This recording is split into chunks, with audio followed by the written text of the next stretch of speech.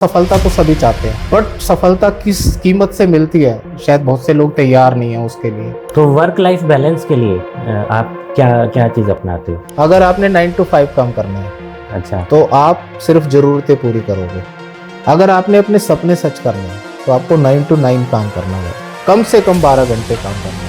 तो आप personal life और प्रोफेशनल लाइफ को कैसे मैनेज करते हो? कभी कभी टकराव भी आ जाता होगा। आप सचिन तेंदुलकर को ले लो ना, इंडियाज बेस्ट, जिसको भगवान बोलते हैं क्रिकेट का। बीच में ऐसा दौर आता था कई बार कि वो एक एक रन बनाने को तरस गए। जो सक्सेस हो गया उसको भी मेंटर की रिक्वायरमेंट रहती है। जो जैन चीज़ है उनका ये रहता है कि भाई हमें ना जल्दी ग्रो करना है, पहले ब्रेड बटर चाहिए भाई, अपनी रोजी रोटी चाहिए। जल्दी से कुछ हासिल करने की जब बात हम करते हैं तो समझो उतना ही रिस्क भी ज़्यादा है। आज की जो जनरेशन है वो कहाँ पर स्ट्रगल करती है और उसका सॉल्यूशन क्या है? नमस्ते, स्वागत है आपका मेरे podcast channel failure to success में।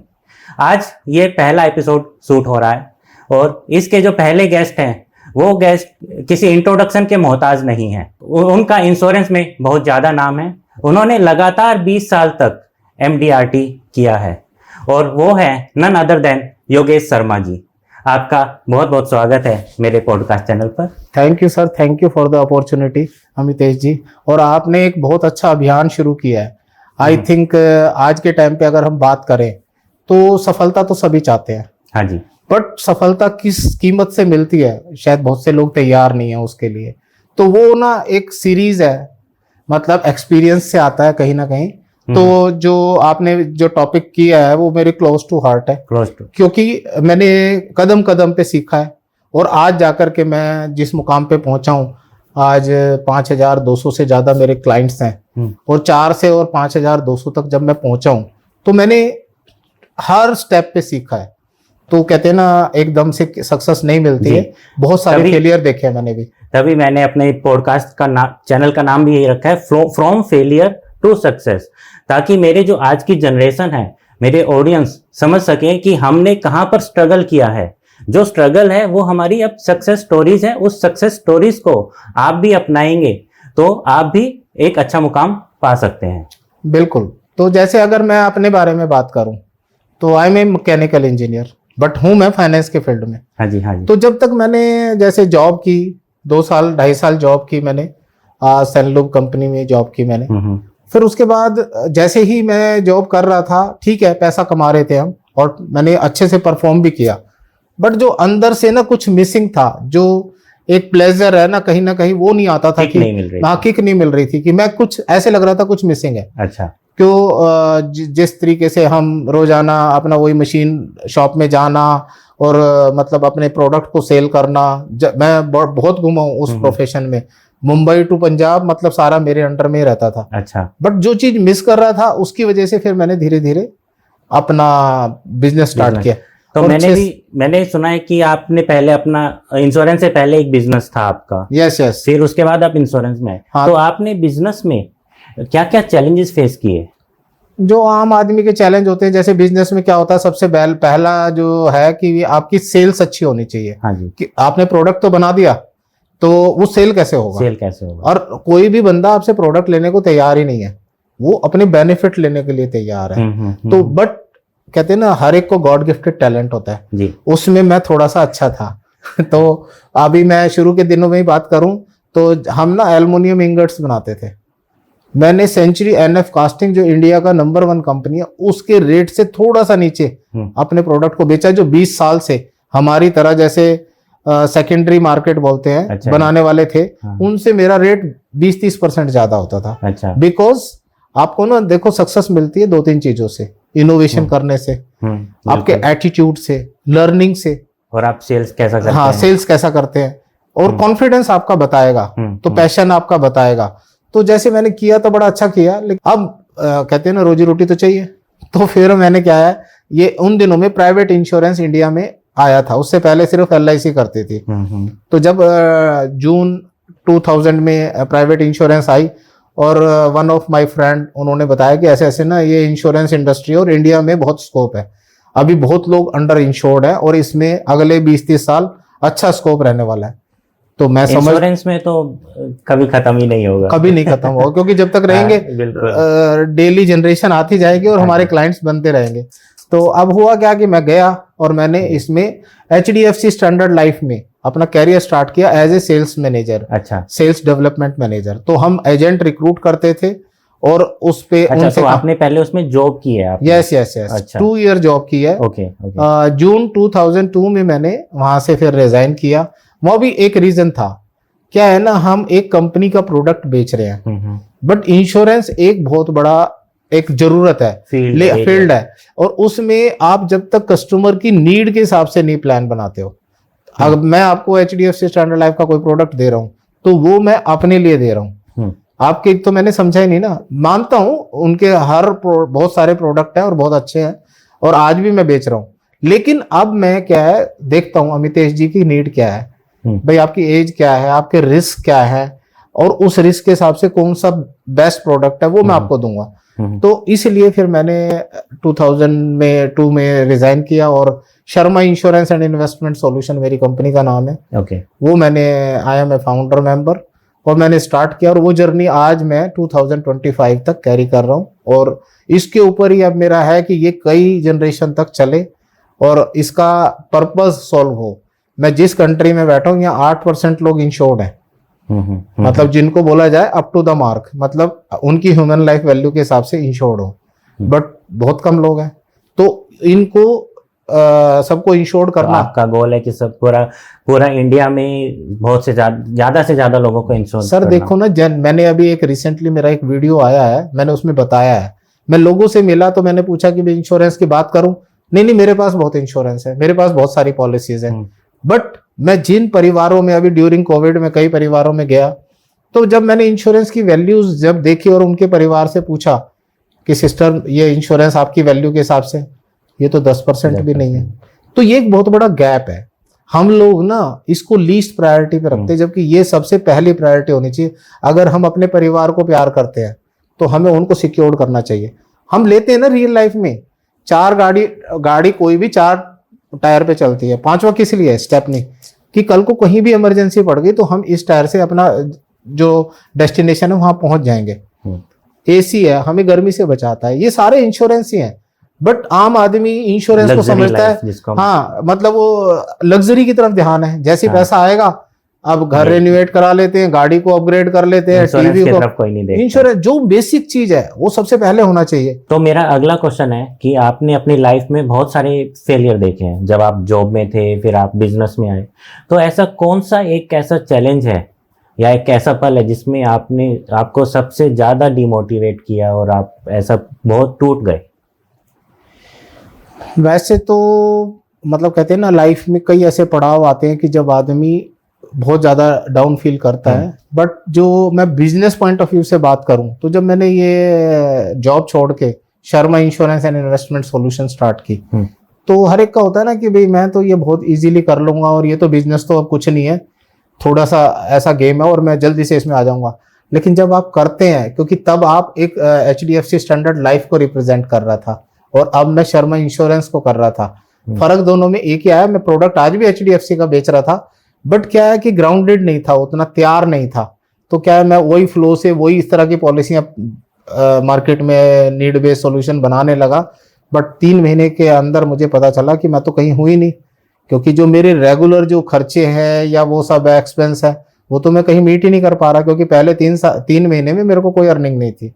Then one of my mentor, उन्होंने, जो मेरे गुरुजी भी हैं सुरेश शर्मा जी, उनसे मेरी बात हुई और उन्होंने मुझे बताया कि पहले ब्रेड बटर चाहिए भाई, अपनी रोजी रोटी चाहिए। बिल्कुल तुम पहले फोकस करो उन प्रोडक्ट पे जो तुम्हारे स्ट्रेंथ भी है और जो तुम बेच सकते हो।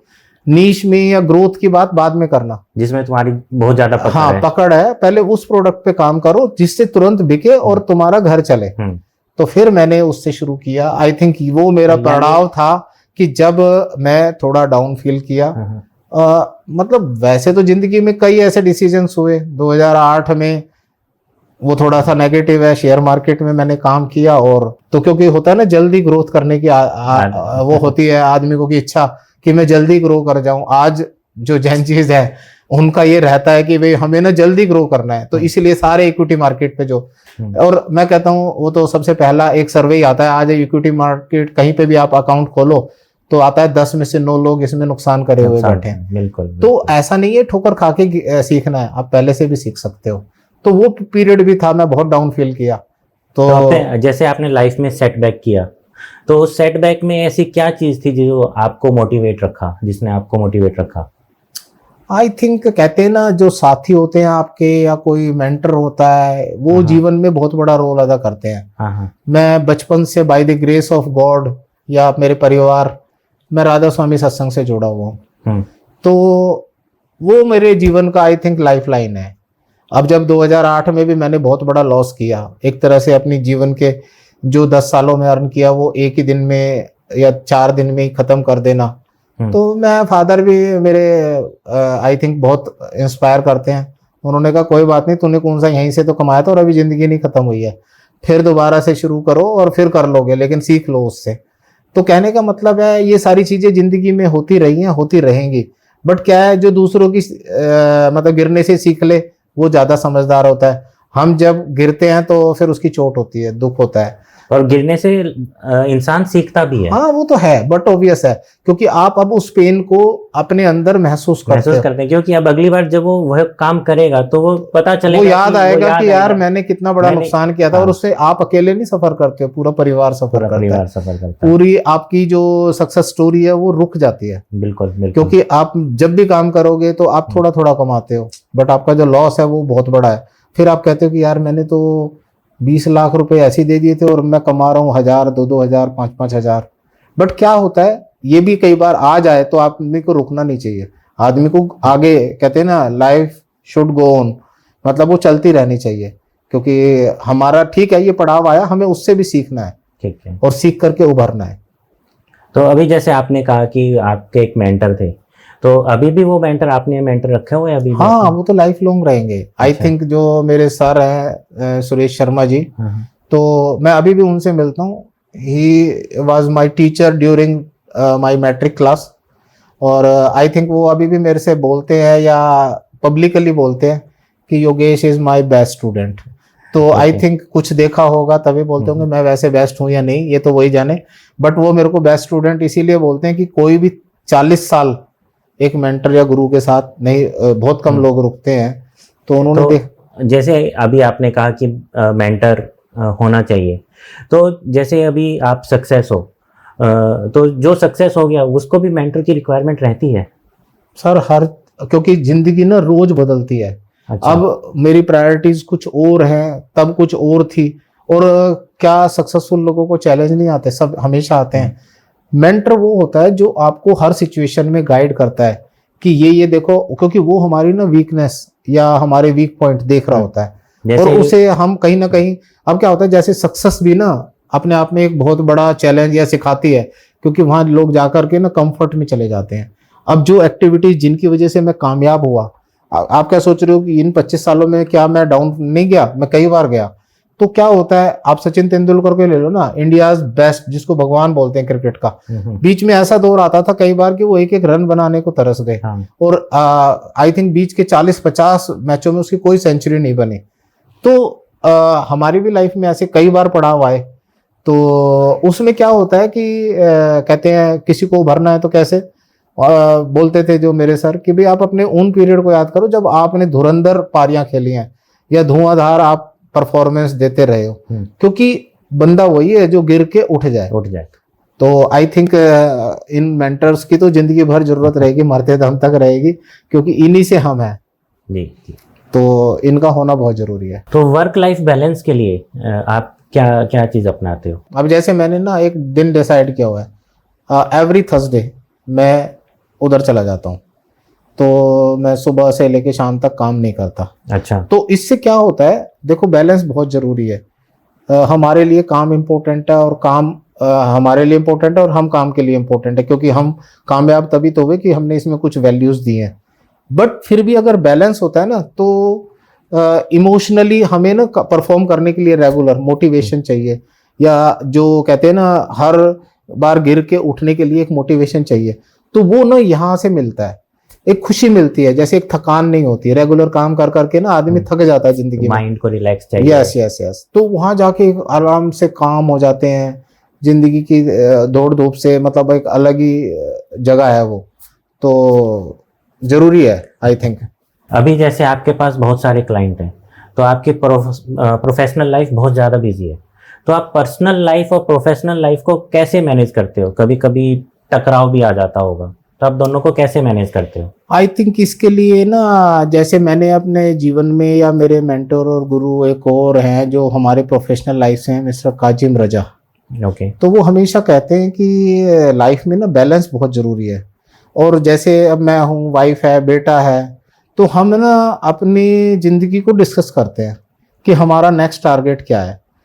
अगर जब आप अपनी फैमिली को उसमें इन्वॉल्व कर लेते हो तो उन्हें भी एक चीज़ पता है, जैसे मेरा ना मोस्टली सैटरडे संडे लोगों का फैमिली डे होता है और मेरा बिजनेस डे होता है। 25 साल से मैं बता रहा हूँ आपको। अच्छा जी। तो मेरा जो मेन जो रिलैक्स वाला डे होता है ज़्यादातर मंडे या ट्यूसडे होता है। रीजन इज कि उन दिनों में मैं अपॉइंटमेंट्स कम होते हैं, लेकिन सैटरडे संडे मेरा ज़्यादातर ऑक्यूपाइड होता है। तो अब क्या है, फैमिली को पता है कि हम इनका बिजनेस अलग तरह का है, और वैसे भी हमें उसका बेनिफिट मिलता है।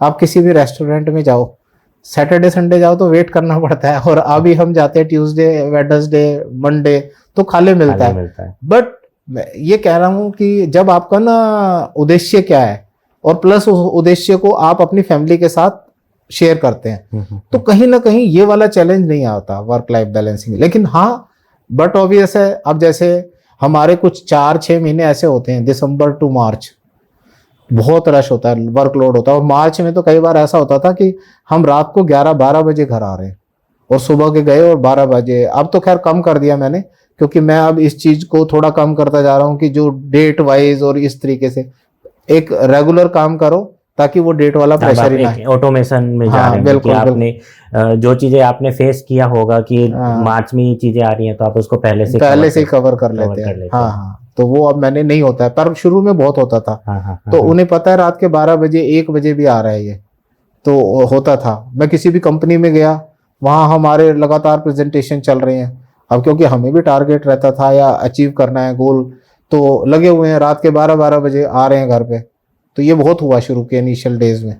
इनिशियल डेज में तो बोलते भी हैं कि यदि आपने कम समय में काम किया तो मतलब आपने कोई काम नहीं किया। आप बिजनेस में हो तो आपको फिर टाइम तो देखना ही नहीं है। इसके लिए मैं आपको एक लाइन बोलता हूँ जो हमारे मेंटर बोलते हैं, अगर आपने 9 to 5 काम करना है, अच्छा, तो आप सिर्फ जरूरतें पूरी करोगे। अगर आपने अपने सपने सच करने हैं तो आपको 9 to 9 काम करना, कम से कम 12 घंटे काम करना पड़ेगा। मैं तो उससे ज्यादा भी करने के लिए तैयार हूँ, या था उस टाइम भी। तो क्या है, अगर आपके ड्रीम बड़े हैं तो वहाँ टाइम की वैल्यू नहीं है। बाकी एक और लाइन मैं बोलता हूँ, इससे रिलेटेड ही है वो, जब आप जॉब में हो तो ओनरशिप लेके काम करो। ओके। एक मेरे फ्रेंड अब नहीं है, MPS भारत जी बोला करते थे कि जब आप जॉब में हो तो ओनरशिप लेके करो, और जब आप बिजनेस में हो तो आपका कोई बॉस नहीं है, but you are your own boss. But तब आप जॉब की तरह टाइम अपने फिक्स करो।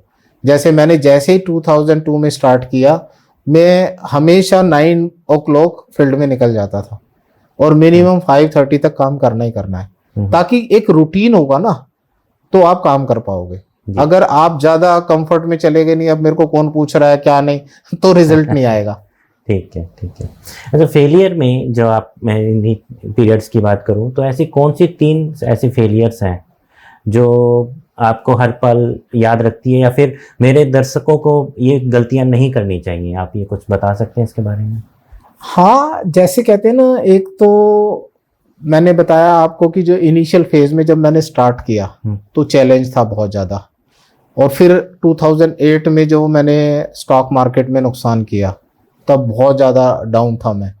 तो क्या होता है, जैसे अभी मैंने बताया, जल्दी से कुछ हासिल करने की जब बात हम करते हैं तो समझो उतना ही रिस्क भी ज़्यादा है। वो सिंपल है ना, कितनी स्पीड से चल रहे हो तो गिरोगे भी तो चोट ज़्यादा लगेगी। बिल्कुल, बिल्कुल। तो स्पीड ही बताएगी। तो जितनी जल्दी आप किसी चीज़ को हासिल कर रहे हो, इट मीन्स बहुत रिस्क में हो आप। तो हमेशा मतलब वो जल्दबाजी वाला काम नहीं करना। हम सराउंडिंग में देख सकते हैं, और हर एक काम के ना रिजल्ट ऑलरेडी मार्केट में लिखे हुए हैं कि इसमें कितना रेशियो है कि लोग कामयाब हुए। तो हमें उसके ऊपर जरूर ध्यान देना है। समझदार लोग समझ जाते हैं, नहीं तो हर बंदा अपने आप को ये समझता है मैं तो उन 2% में ही हूँ, मैं तो हूँ 1% में ही हूँ जो कामयाब ही होंगे। भाई ऐसा थोड़ी ना होता है। ठीक है आप हुए, लेकिन अगर 99 में निकल गए तो, या 98 में निकल गए तो क्या खोदोगे वो पहले सोचो, वो पहले सोचना। क्योंकि अगर ये कर लोगे तो फिर वो फेलियर आएगी नहीं।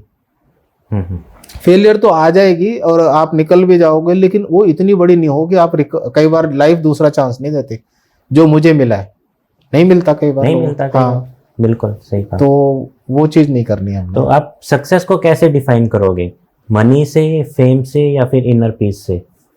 आई थिंक ये मनी है और मेरे पास हेल्थ नहीं है तो सक्सेस नहीं है, और हेल्थ है और थोड़ा पैसा कम भी है तो चलेगा।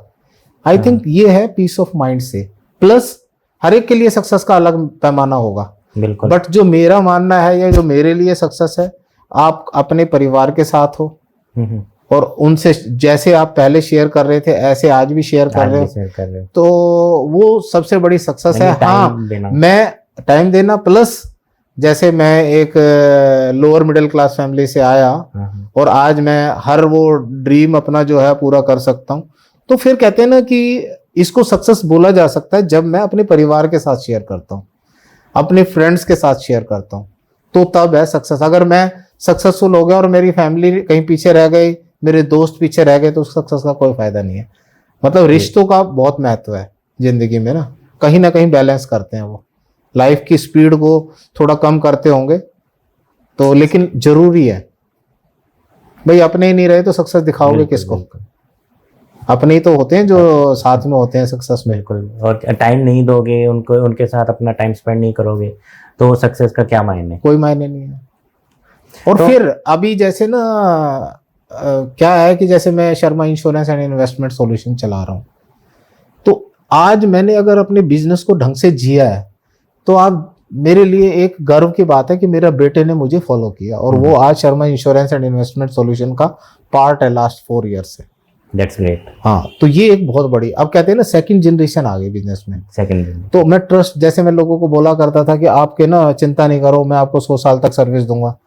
वैसे तो मैं खुद ही एक 100 एज वाले क्लब में हूँ और मैंने अपने आप से कमिटमेंट किया है कि मैं 100 साल तक हेल्दी जीऊंगा, बट वो तो ईश्वर के हाथ में है। बट नहीं भी है तो मेरा बेटा है। हमें अपने गोल्स तो डिफाइन करने पड़ेंगे। यदि मुझे 100 साल तक जीना है तो उसके लिए मुझे फिर मेहनत करनी पड़ेगी, बिल्कुल पड़ेगा, एक्सरसाइज। अब मैं जैसे आपको बताऊं तो हमारा एक वॉकर्स क्लब बना हुआ है। ओके। मैं वीक में मिनिमम 5 डेज वॉक करता हूँ। अच्छा। तो 5 से 6 किलोमीटर सैर करनी, फिर 20-25 मिनट योगा करनी, और हम फिर आपस में यार दोस्त लोग डिस्कशन भी करते हैं। बिल्कुल, तभी आप इतने फिट नजर आते हैं। कह सकते हो। हाँ जी। क्योंकि ना मेरे अंदर एक आदत और है कि इससे बेशक अमितेश जी अभी मेरे से बहुत छोटे हैं, बट अगर कोई भी एक्टिविटी कर रहे हैं और मैं नहीं कर पा रहा तो मेरे को जिद हो जाएगी कि नहीं ये करना है। अभी भी मैं आपसे थोड़ी देर पहले कुछ डिस्कस कर रहा था कि मैंने कुछ करना है दिसंबर तक, तो इसी का पार्ट है। तो आई थिंक आदमी को चैलेंजेस लेते रहने चाहिए, वो कहीं ना कहीं उसको अप टू डेट रखते हैं। जी। जैसे अभी आप बहुत सारे लोगों के साथ मिलते हैं, उसमें यंग जनरेशन भी होगी, तो आपके हिसाब से यंग जनरेशन, आज की जो जनरेशन है, वो कहाँ पर स्ट्रगल करती है और उसका सॉल्यूशन क्या है? देखो, यंग जनरेशन की अपनी स्ट्रेंथ है। आज अगर हम देखें तो इंडिया में 65% लोग यंग हैं, और मैं उनको भी आज जैसे इंश्योरेंस और लाइक म्यूचुअल फंड ये सब सेल कर रहा हूँ। चैलेंज तो है कि उनकी सोच है कि वो आज में जीते हैं और जीना भी चाहिए, बट कहते हैं ना दुनिया बदली नहीं थी ना, दुनिया जैसे पहले थी आज भी वैसे ही है। ठीक है, उनको स्ट्रगल आएगा, फिर वो फेस करेंगे और फिर सीखेंगे। मैं अभी थोड़ी देर पहले भी बता रहा था, तो उनका क्या रहता है, वो आज के हिसाब से सोचते हैं। अब जैसे मैंने कहा, आज अगर आप देखेंगे ना, इंडिया में लगभग 3 करोड़ अकाउंट खुले लास्ट 1-1.5 साल में, 2-3 सालों में आफ्टर कोविड, तो सभी ट्रेडिंग कर रहे हैं। तो वो ना कहीं मैं ये ट्रेडिंग के खिलाफ नहीं हूँ, बट ये long term goal, long term journey नहीं है। सीख के आप करते हो करो, बट यही मैंने डिफरेंस पाया ना, वो जल्दी अचीव करना चाहते हैं। तो क्योंकि आज अगर देखें, गूगल ओनर है या अपना पेटीएम वाले हैं, या कई लोगों को ग्रोथ करते हुए, और बहुत अच्छा है, मैं भी उनसे सीखता हूँ। बट कहीं ना कहीं जो जल्दबाजी है ना, वही उनकी वीकनेस है। और जब कहते हैं ना जिंदगी को जियो पड़ाव के हिसाब से, जैसे हम बचपन से सीखते आए हैं, अपने शास्त्रों में लिखा हुआ है भाई पहले 25 साल है सीखने के, फिर है गृहस्थ के, फिर है ग्रोथ के, और फिर है वानप्रस्थ आश्रम। तो ये कुछ सोच के बनाया था और वो वाले लोग बड़े सुखी थे। बट आजकल की जनरेशन वो बीच के 1-2 पड़ाव को मिसिंग और जल्दी से अचीव करना चाहती है, तो वो कहीं ना कहीं दिक्कत आती है उसमें, और आ ही रही है। कितने लोग विद पीस ऑफ माइंड जी रहे हैं ये हम देखते हैं आज। ये तो बहुत कम, बहुत फास्ट लाइफ हो गई है, बहुत फास्ट। तो यही कहीं ना कहीं भागा-दौड़ी की जिंदगी में हम अपनी हेल्थ को, अपने आप को हम भूलते हेल्थ को, रिलेशनशिप को कहीं नहीं है आज। वो रिलेशनशिप ही नहीं है, क्योंकि वो हर चीज को कैलकुलेशन में ला रहे हैं। वो चीज कैसे हो सकती है, पॉसिबल ही नहीं है। ओके, तो जो अगर मैं बात करूं कि जैसे अभी आप इस एज में हो, अगर मैं कहूं कि आपको पीछे जाने का मौका मिले, तो आप अपने यंगर वर्जन को क्या सलाह देंगे? यंगर वर्जन को मैं यही सलाह दूंगा, जो मैंने गलतियां की है वो अगर मैं दोबारा से जीऊं योगेश शर्मा की लाइफ, तो जो जो मैंने मिस्टेक की है उनको मैं ओमिट करना चाहूंगा, हटाना चाहूंगा, तो एक बेस्ट वर्जन आएगा निकल करके। मैं अपनी आदतों पे, जैसे कहते हैं ना, जैसे एक सक्सेसफुल इंसान को कामयाब होना है तो लर्निंग होनी चाहिए, उसके पास नॉलेज होनी चाहिए, एटीट्यूड लगातार उसको नॉलेज आनी चाहिए, सीखना पड़ेगा। पल पल में जिंदगी बदल रही है और नई नई चीजें, एनवायरनमेंट चेंज होती जा रही है, एआई का जमाना है। तो कहने का मतलब है, लेकिन साथ में उसको हैबिट्स डिफरेंट करती हैं एक सक्सेसफुल और फेलियर के बीच में, क्योंकि एक सक्सेसफुल आदमी की हैबिट अलग मिलेंगी आपको। जैसे अगर इतनी खूबसूरत गवर्नमेंट ने पार्क बनाए, बट कितने लोग दिखाई देते हैं, लोग रात को 12-1 बजे तक जब पार्टियां करेंगे, सुबह कैसे मॉर्निंग वॉक जाएंगे, बट वो जिंदगी या नेचर को फील ही नहीं कर रहे हम लोग। तो ये एक बहुत बड़ा गैप है जो आज की यंग जनरेशन नहीं कर पा रही है। सो ही रहे हैं रात को 12-1 बजे, तो फिर कैसे सुबह उठेंगे? ब्रह्म मुहूर्त में उठने का फायदा भूल गए ना सब। तो ब्रह्म मुहूर्त में उठने के लिए मैं एक प्रोग्राम शुरू कर रहा हूँ, एक कदम आध्यात्म की ओर। तो वो हर रोज सुबह 5 से 6 बजे स्टार्ट होगा जूम मीटिंग पे, तो जो भी आना चाहे वो आ सकता है। बहुत बहुत शुभकामनाएं आपको, धन्यवाद। क्योंकि जो एक कल्चर हम मिस करते जा रहे हैं उसको लाने के लिए ऐसे स्टेप चाहिए। तो ये 29 सितंबर से शुरू होगा, और इसके पहले 2 दिन हमारा ओरिएंटेशन रहेगा, और कोई भी आ सकता है। उसके बाद फिर पेड चार्जेस होगा, आप मेरे से कनेक्ट कर सकते हैं उसके लिए। तो आगे बढ़ते हैं। मैं जो योगेश जी इंश्योरेंस कंपनी से हैं, इनका खुद का इंश्योरेंस वेंचर है, तो उनसे इंश्योरेंस वाले क्वेश्चन ना पूछा जाए तो गलत होगा। तो इंश्योरेंस से रिलेटेड मेरे पास आपके लिए 2 क्वेश्चन हैं।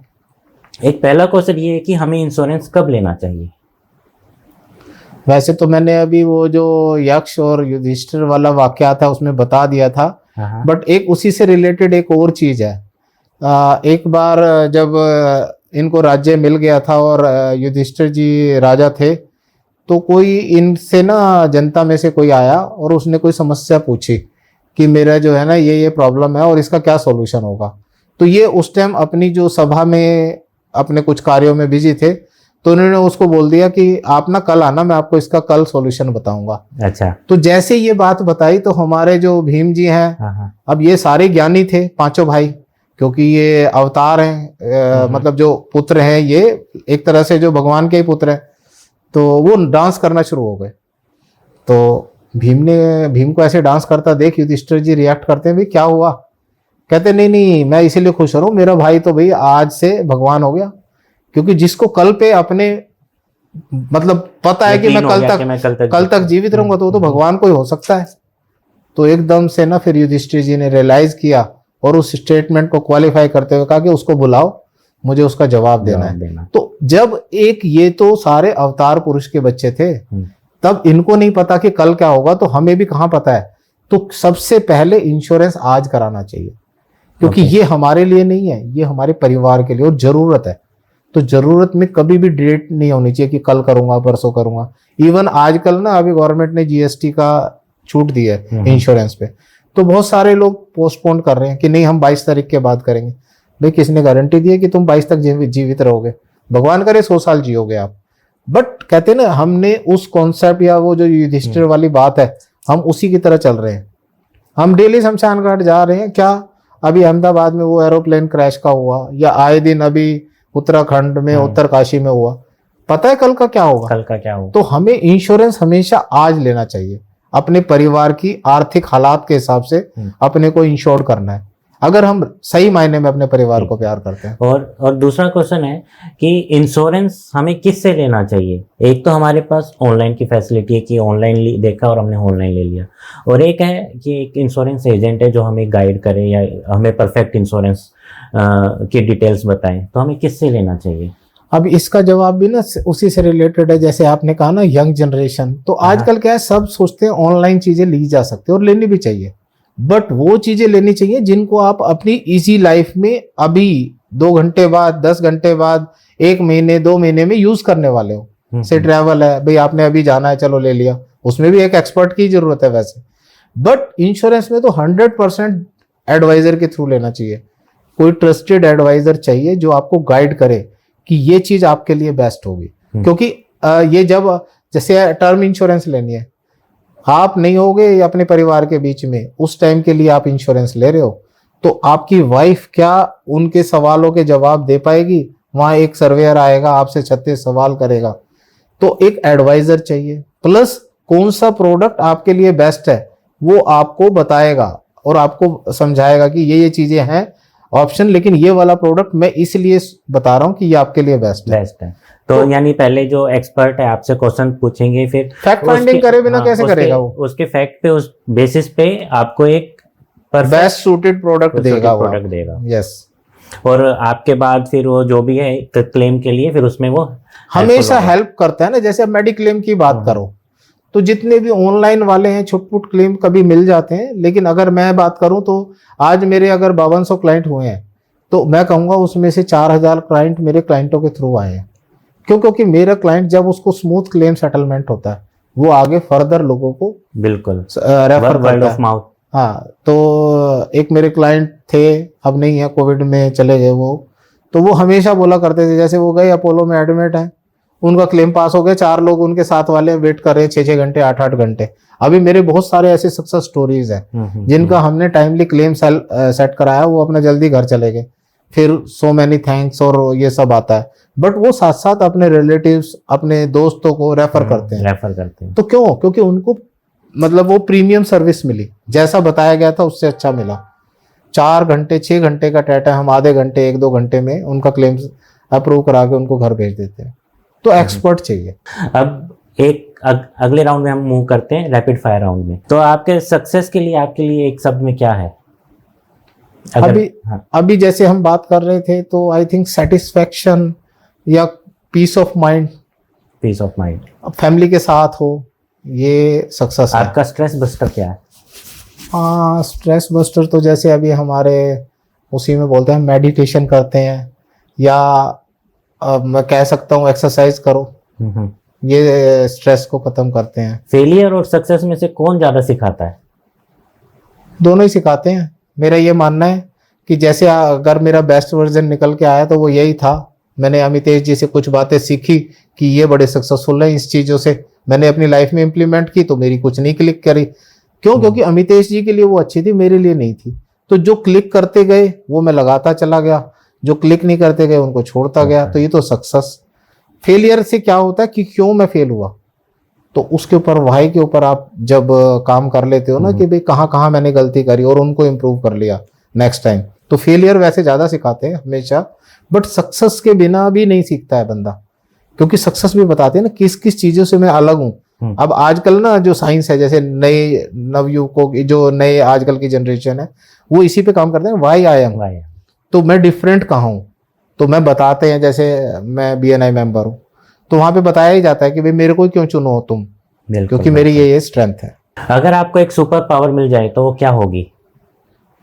आई थिंक वैसे तो कई हो सकती है, बट जो मैं समझता हूँ कि मुझे अपने आप को कंट्रोल करने वाली पावर मिल जाए, कि मैं अपने एक्शंस को, जैसे मुझे पता है कि ये चीज मेरे लिए अच्छी है और ये गलत है, बट फिर भी हम लोग गलत कर जाते हैं ना, मुझे उस पर कंट्रोल आ जाए कि मुझे ये करना है। तो आई थिंक मैं तो कहते हैं ना, जो अपने को कंट्रोल करने वाली पावर, अपने मन को कंट्रोल करने वाली पावर, मैं उसमें जाना चाहूंगा। आई थिंक वो मेरा बेस्ट वर्जन निकल के आएगा। ओके। और अंत में एक और क्वेश्चन कि कोई भी एक किताब या कोटेशन जिसने आपकी लाइफ को चेंज किया। हाँ, मैं जैसे अभी मेरी पूरी जितनी भी हमारी डिस्कशन हुई तो उसमें वाई मेक्स यू क्राई एक किताब है, स्टार्ट विद वाई, सिमन सिनेक करके एक राइटर है, तो मैंने 4-5 बार पढ़ी है। वो आप कोई भी काम करो, से अभी ये आपका जो हम शूट कर रहे हैं तो ये क्या है, फेलियर टू सक्सेस, एक पर्पस है। जब आपका वाई क्लियर होता है ना तो देन आप उसमें थकते नहीं हो, कितना भी टाइम काम कर सकते हो, और वो अंदर से मतलब आपको एक एनर्जी दे रही है। तो आपका वाई क्लियर होना चाहिए, कोई भी काम करो कि ये मुझे काम इसलिए करना है। आपने इंश्योरेंस कराना है क्योंकि मेरे को परिवार को खुश रखना है या पूरी तरह से सिक्योर्ड रखना है। कभी आप देखना आपके जैसे परिवार में ना सुकून से रात को सो रहे हैं, क्योंकि आप हो उनके साथ, इसलिए वो ऐसे सो रहे हैं। तो इसीलिए आपका इंश्योरेंस सबसे पहले होना चाहिए। जी, आपका बहुत बहुत धन्यवाद हमारे पॉडकास्ट में आने के लिए। Thank you sir. और तो आज के इस पॉडकास्ट के सेशन में हमने जाना कि जो फेलियर है उस फेलियर से हमें निराश नहीं होना है और हमें हमेशा एक मेंटर रखना है, क्योंकि बिना मेंटर के हम आगे नहीं बढ़ सकते। और जैसा सचिन तेंदुलकर भी एक मेंटर रखते थे, उनके एक गुरु थे जो उनको टाइम टू टाइम बताता रहता। इसी तरह अगर आप अपनी जॉब में स्ट्रगल कर रहे हो या फिर आपकी जॉब चली गई है तो आप मेरे साथ कनेक्ट कर सकते हैं। मैं आपको एक काउंसलिंग सेशन से आपको मोटिवेट करके आपको एक नई दिशा प्रदान करूंगा। और उसी के साथ यदि आपको अध्यात्म के साथ जुड़ना है तो सुबह 5 से 6 बजे तक एक कदम अध्यात्म की ओर मेरा एक नया प्रोग्राम शुरू हो रहा है, आप उसमें भी मेरे साथ जुड़ सकते हैं। इसी के साथ आज का ये मेरा पहला पॉडकास्ट यहीं पर समाप्त होता है। आपका बहुत बहुत धन्यवाद। Thank you. ये हमारी तरफ से छोटा सा तोहफा आपके लिए। Thank you sir, thank you. आप हमेशा ऐसे जो है मतलब समाज के लिए कुछ अच्छा कर रहे हैं, उसमें आपको सफलता मिले। Thank you. और ऐसे ही कुछ नए नए आइडियाज पे काम करते रहे। Thank you. Thank you.